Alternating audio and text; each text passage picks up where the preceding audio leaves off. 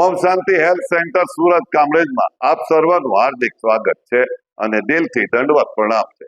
આજે આપણે ટેકનિક જોઈએ છે ખંભાનો દુખાવો અને હાથનો દુખાવો પ્રેમથી દૂર કરવો હોય તો હાથ આવી રીતે ખોલવાના, ધીરે ધીરે ખોલવાના।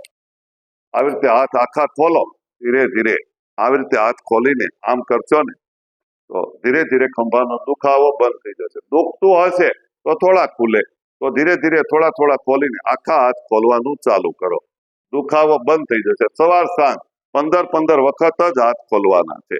15 વખત ખોલો, અંદરનો દુખાવો બહાર નીકળી જાય।